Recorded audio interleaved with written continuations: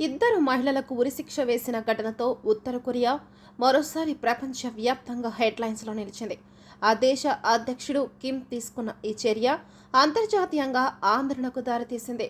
Media నివేదికల ప్రకారం August 31న ఉత్తర కొరియాలోని చోంగ్జిన్లో బహిరంగ విచారణ తర్వాత రీ కాంగ్ అనే ఇద్దరు మహిళలను ఉరితీశారు.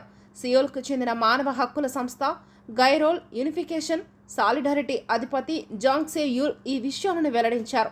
ఉత్తర కొరియన్ల దక్షిణ కొరియాకు పారిపోవడానికి చైనాలో మహిళలు సహాయం చేశారని ఆరోపించారని రేడియో ఫ్రీ ఆసియా నివేదించింది. అక్టోబర్ 2023లో చైనా బహిష్కరించిన దాదాపు 500 మంది ఉత్తర కొరియాలో రీ కాంగ్ ఉన్నారు. ఈ ఆరోపణలపై మరో 9 మంది మహిళలు జీవిత ఖైదు అనుభవించారు.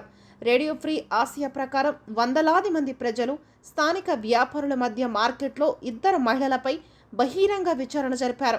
గంటసేపు మాత్రమే విచారణ కొనసాగింది.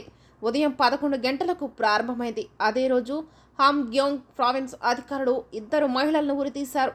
దేశం నుంచి పారిపోవడానికి ప్రయత్నించేవారు లేదా ఇతరుల దేశం నుంచి పారిపోవడానికి సాయం చేసేవారికి ఉత్తర కొరియా ప్రభుత్వం ఉరిశిక్ష విధిస్తోన్నది.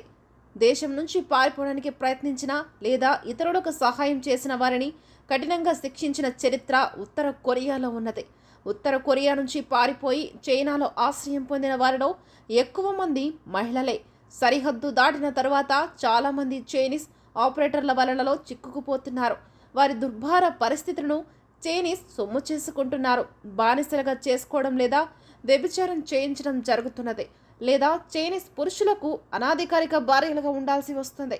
ఈ ఇద్దరు మహిళలు చైనా నుంచి పారిపోతున్న ఉత్తర కొరియన్లను తమ శత్రు దేశమైన దక్షిణ కొరియాకు పంపినందున ఉరిశిక్ష విధించారు.